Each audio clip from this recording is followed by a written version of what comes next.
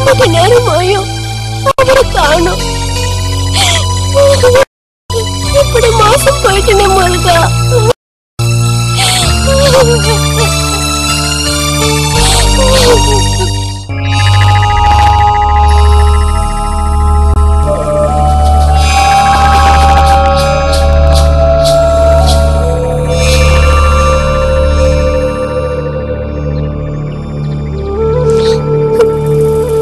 சாமி, அவர்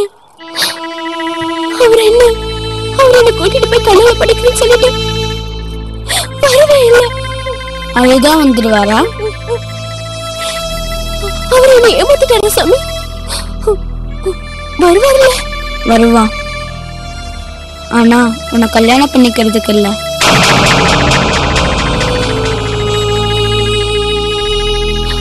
சாமி, என்ன சொல்றீங்க சாமி? அவர் என்ன ஏமாத்திட்டாரா? சொல்லுங்க சாமி, என்ன ஏமாத்திட்டாரா? அது இன்னும் உனக்கு புரியலையா? நீங்க கூட என்ன விருப்பப்போல அம்மன் சொன்னீங்களா சாமி? இப்ப நீங்களே ஏமாத்திட்டாருன்னு சொல்றீங்களா சாமி? உன் விருப்பம் என்னன்னு உனக்கே இன்னும் தெரியல. அது தெரிய வரும்போது நான் சொன்னதோட அர்த்தம் உனக்கு புரியும். ஐயோ, எங்க தலையில இடிய தூக்கி போட்டாடி முருகன். அவன் செஞ்ச அவனை நம்பினதுக்கு இதுவா கூலியா? கடவுளுக்கும் பக்தனுக்கும் இடையில வேலையும் இல்ல, அதுக்கு கூலியும் இல்ல. இனி நான் என்ன பண்ணுவேன்? நான் உசுரோட இருக்கணுமா? செத்து போறதுதான் நல்லது.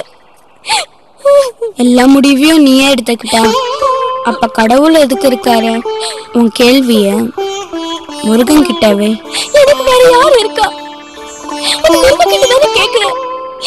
நான் என்ன சாமி செய்யறது? இதுக்கே இவ்வளவு கலங்கி போயிட்டா இன்னும் நீ பார்க்க வேண்டியது எவ்வளவு இருக்கு. கொடாங்கி சித்தரே, சொல்லுங்க குருதேவா. உன்னை குழந்தைய கூட்டிட்டு போய் காட்டும், பார்த்து தெளியட்டும். ஆகட்டும் குருவே.